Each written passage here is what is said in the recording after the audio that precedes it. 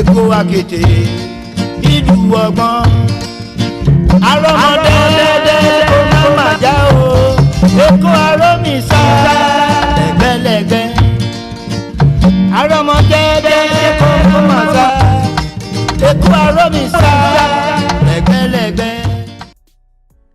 Lagos, the center of excellence, the state of aquatic splendor, the 7th fastest growing city in the world, and Africa's economic hub.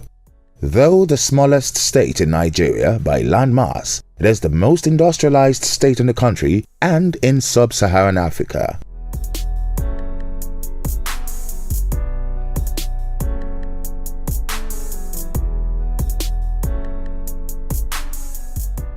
According to the Nigerian Bureau of Statistics, Lagos has a landmass of 3,577 square kilometers and a population of over 20 million people. The state also generates 20% of Nigeria's gross domestic product. Thousands of people come into Lagos every day in search of greener pastures. The ever-increasing population implies that the government and the private sector have to be on their toes to provide facilities for its ever-increasing population. Presently, infrastructural development in the state is growing at a faster rate, with mega projects spread across the nooks and crannies of the state. Data from the Nigerian Investment Promotion Commission (NIPC) shows that out of Nigeria's $23.30 billion investment drive in 2021, Lagos led other states with $8.7 billion. Manufacturing, construction, electricity, gas, information, and communication sectors make up the largest number of investments in the state. Ironically, these sectors, one way or the other, have contributed to the degradation of the Lagos environment. The establishment of industrial facilities, creation of new settlements, and numerous constructions all come with a price, and the effect is most visible on the environment. Infrastructure is the bridge and the modern civilization into the way that we live. It brings about the good life. Make life longer, make life better. You need to know the impact on the livability of the area, on the society. We all need infrastructures to live. Infrastructures like road, bridges, housing amenities, and all the rest are the things that are necessary for modern civilization. However, these infrastructures come with some price that we have to pay. They come with some serious environmental consequences, ranging from air pollution, potentials for groundwater contamination, soil contamination, surface water contamination from runoffs from construction sites. You talk about issues of noise, you talk about issues of accidents and all the rest. The adverse effects on the environment could be irreversible if not properly managed.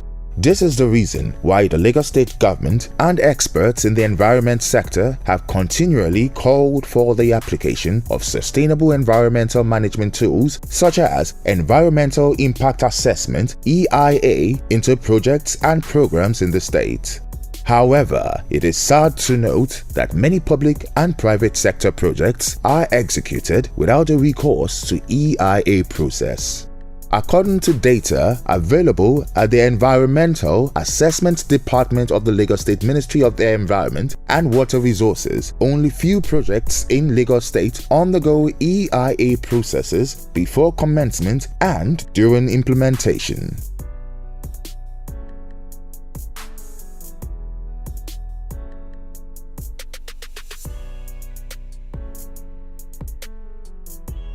The question that comes to the mind of most Lagos residents is, what is an EIA?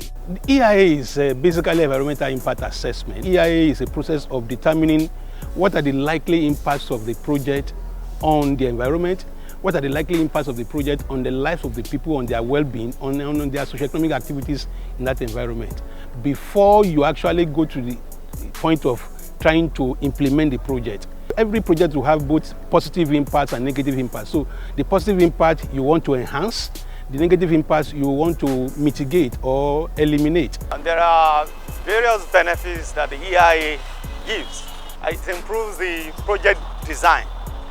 And secondly, it also improves the decision making for the project. And also it provides a better information disclosure for the project. And then also it encourages community participation in the project within the project environment. And then lastly, it also gives a sort of cooperation among the relevant stakeholders. The United States was the first country to develop a system of environmental impact assessment. The National Environmental Policy Act 1969 of the U.S. NEPA was constituted for the first time. EIA was enforced as a legislation.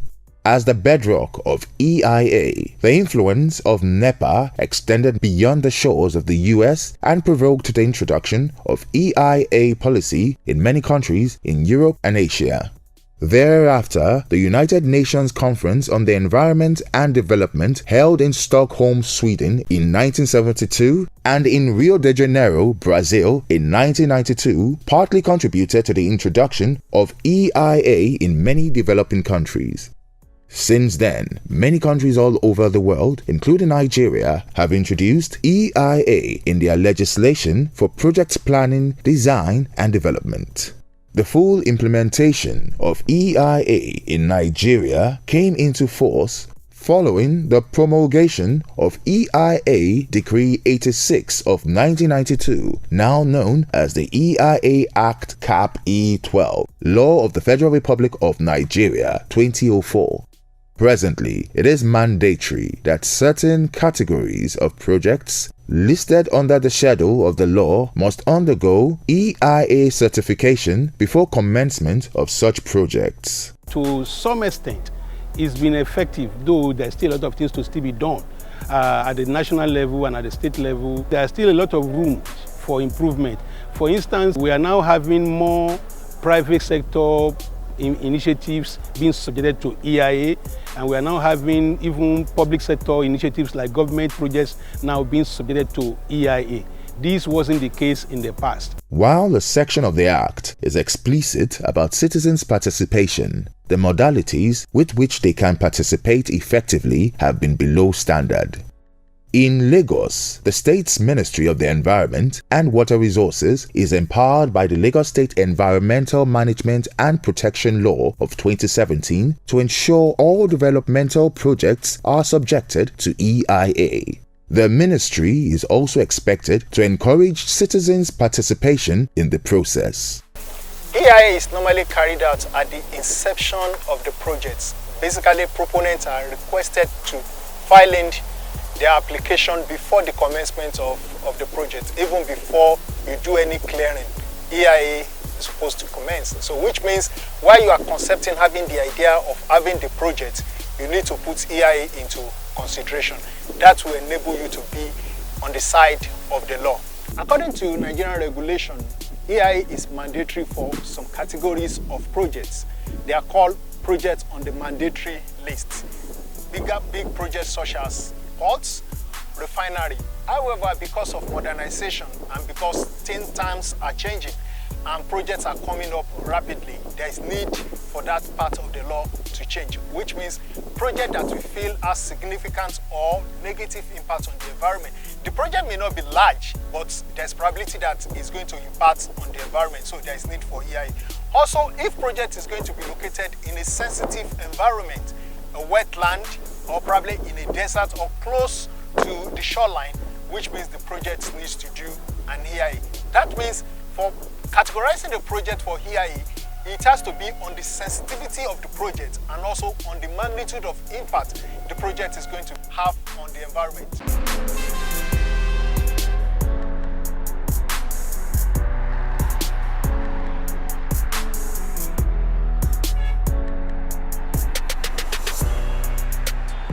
Located in the heart of Oshodi, between the Lagos-Apapa Expressway and the Agege Motor Road, is the Oshodi Bus Terminal, constructed by the Lagos State Government and commissioned by President Muhammadu Buhari in 2019. The Oshodi Bus Terminal is the biggest bus terminal in Nigeria and West Africa.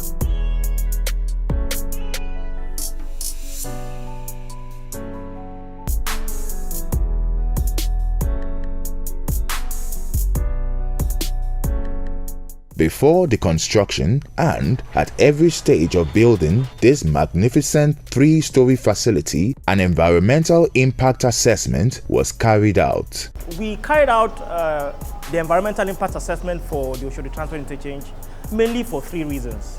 First, in fulfillment of our corporate social responsibility, which is to comply with the regulatory requirements of the state for the construction of the project of this nature.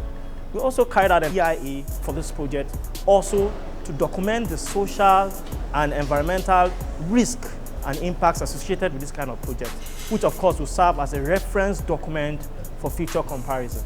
And then thirdly, we also carried out an EIA in fulfillment of the new CBN directive at that time, which stipulates that for a project of this magnitude to be carried out and for loans to be able to access for this project to be carried out, an environmental impact assessment has to be carried out. There are a lot of benefits that are accrued to this project since the construction. One is readily I can mention is the improvement of the traffic network.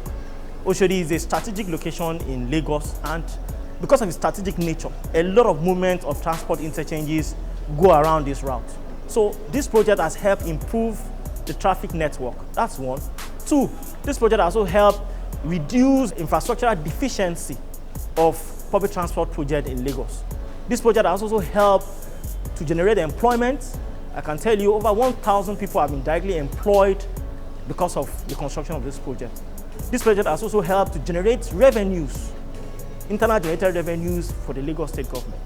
This project also has helped to reduce the air quality and the noise pollution here we see. Because of course the use of the high capacity buses, which are energy efficient, you will not see many of such situations here.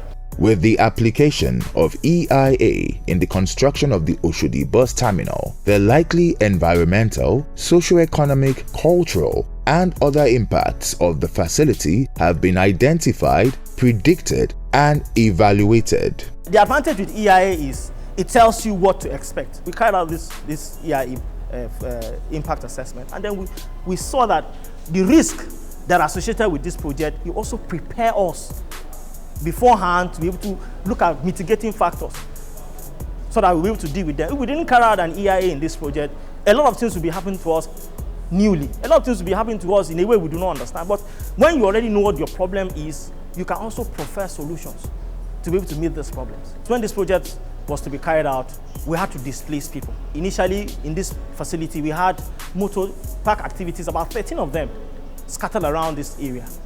For this project to be carried out, we had to relocate them to another location around here, to a temporary location. And interestingly, after this project was completed, we now, of course, absorbed them. Currently in Terminal 1, all the people that were displaced or relocated where we constructed this facility are currently operating their numerous inter-transport activities in Terminal 1.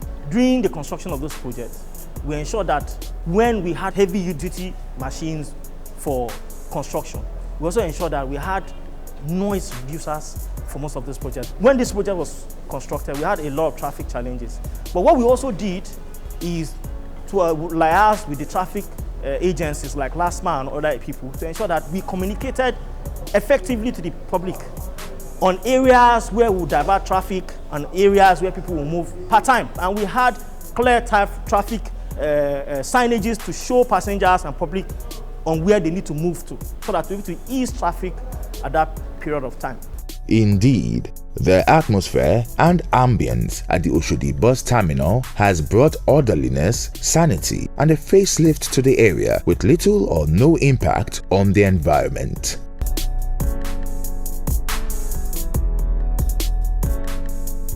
Another major project that applied EIA in its construction is the Eco-Atlantic Shoreline Protection and Reclamation Project.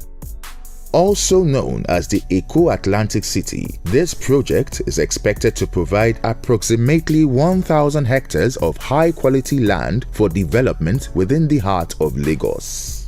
Eco-Atlantic is a restoration project. It's a matter of history. If you go back to 1905, Bar Beach, as we know it, actually extended 2.5 kilometers out to sea from Amado Bello Way. But The port authorities of the time decided they needed to protect the access to Lagos port by constructing a sheltered channel, which we all know as the Commodore Channel. So they built two structures, the East Mole and the West Mole, to protect the channel, and they were able to dredge that channel, make it deeper and allow large vessels to come in. A big success story for the Port of Lagos and a huge success story for Lagos as a whole, and you could even argue West Africa. Unfortunately for us, the structures interrupted a natural movement of sand, known as a littoral drift, coming from the west, and year on year that littoral drift, as they called it, was depositing 480,000 cubic meters of sand along the coast of Victoria Island, Bar Beach, and all the way through to Lekki. And the consequences were that on the east side of the Commodore Channel, erosion commenced. So effectively from 1912 through to into the beginning of this century, there was a steady erosion of the coastline. Fast forward to the turn of the century, Governor Tinubu at the time, one of his core principles when he came into office was to correct this problem or do something to arrest it. And he engaged consultancy to look at the problem and report, which they did. He then invited civil engineering companies like ourselves to look at the situation and see how we could help. We were given a concession agreement by Lagos State in July 2007. And we completed our engineering studies in 2008, and then early 2009 we commenced work on the restoration of the sand that had been lost over that 100-year period or so, and build a robust seawall to contain it and protect it. Protected by an 8.5-kilometer long seawall, Eco-Atlantic City is self-sufficient and sustainable. It includes a state-of-the-art urban design, power generation, good roads beautified with trees, clean water system, and advanced telecommunications. The project is privately funded by South Energy Nigeria Limited in partnership with the Lagos State Government. To determine the environmental, socio-cultural, as well as other impacts of these multi-billion-dollar projects, a scoping exercise was carried out as part of the EIA process. Well, the EIA was effectively in three phases. The Lagos State Environmental Agency conducted a preliminary EIA, and we concluded with that on the basis that it was given provisional approval. The Federal Ministry of Environment had made a comment that they feel that it was necessary that they, as a federal body, should conduct the EIA. So they conducted a very extensive EIA procedure, and in 2013 we had an EIA approval for what was known as the marine works, which is the sand filling and the seawall. And later on there was a second EIA conducted, and that was awarded in 2015, which extended to the infrastructure for the city, which is the roads, the canals, the bridges, but also utility services such as power, water, sewage, and even IT services through a citywide network. And the comment that we received from the Federal Ministry of Environment was that in their experience, it was the most comprehensive EIA ever conducted under their control. The EIA has given the ability of our consultants to study in detail the environmental effect of the project. Consultations were carried out with the Federal Ministry of the Environment, Lagos State Ministry of the Environment and Water Resources, the Nigerian Port Authority, and local community leaders, amongst other stakeholders. In addition, a comprehensive impact assessment was undertaken by specialists in line with global best practices. Back in 2005 and 6, and it is a process of computer-aided design which takes into consideration all the local conditions, the wave height, the wavelengths, wind and so on, and that generates a design on paper. But that design still has to be tested in laboratory conditions. So we went to the Danish Hydraulic Institute in Copenhagen, and they have a laboratory with a large pool where they test scale models of walls such as this.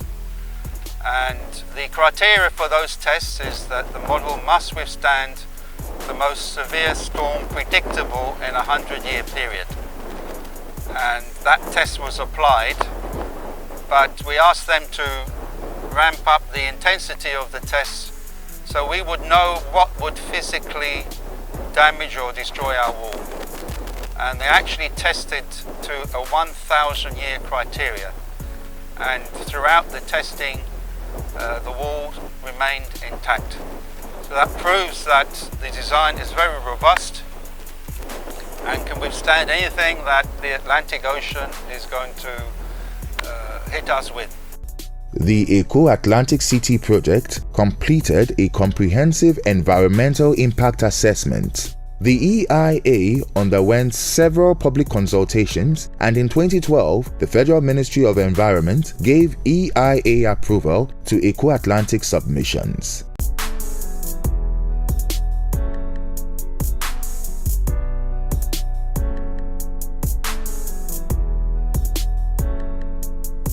In Lagos, the requirements and procedures for an EIA approval has been made seamless by the state government. It requires a submission of a letter of intent and terms of reference for the conduct of EIA for the proposed project, registration of the proposed project with the ministry by obtaining a project registration form, review of terms of reference, site verification visit for initial environmental examination to the proposed project site for the assessment of nature, size, and sensitivity of the site, approval of terms of reference to commence EIA study, witnessing of field data collection by officials of the ministry, submission of draft EIA report by the proponent along with other required documents, review of submitted draft EIA report with input from the public,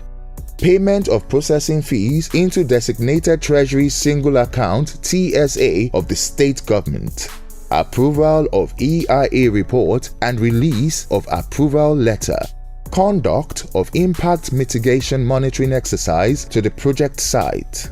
EIA process takes between 6 months and 18 months. So which means it determines on the magnitude of the project. You cannot consider the period it will take for you to do a building project to the time it will take for you to do a refinery project that is on a larger scale. So there's what we call time season. So the process by which you file in your application, the officer will come for the site screening, and you do the data gathering. Data gathering whereby you go and take measurements of the environment. You take the air quality, the soil sample, water bodies around it. So some we can do a 1 season, some you have to do a 2 season. So Nigeria, we have 2 seasons. We have the rainy season and we have the dry season. So for you to get the basic environmental characteristics of an environment, you don't only take the dry season alone and you take the wet season. So for you to do that, that means you need an average of 9 months. That means you have to wait to take the reading during the rainy season and also take it during the dry season. And apart from that, there's a mandatory 21-day filing notice whereby the report, after compiling of the report will be on display for citizens to come. So looking at the time for carrying out the data and looking at the time for the display, some of the projects, it can take between 6 months and 18 months. But invariably, it also depends on the proponent. If the proponent has all the necessary information and gets all the necessary approval from other MDAs, an EIA project should last probably within 6 to 12 months calendar. A good EIA process requires the participation of all relevant stakeholders, particularly residents of the host communities. Effective engagement through disclosure of project-related information and consultation with local communities is an important aspect of assessing the social and environmental impact of the project. The EIA process encourages what we call public participation. The people must be involved. Number one, it is important for the people to know the kind of project that is coming to their environment. What are the likely impacts of that project on their life, on their livelihood, on their well-being. And the only way they can get to know is if they are involved in the process. Now, it is expected that when you are carrying out an EIA, the consultant or the project proponent, whoever is involved, will go to the communities, particularly the host communities or people that are likely to be affected by the project. Inform them of what is about to happen, and then let them also have an idea of the likely impacts of the project.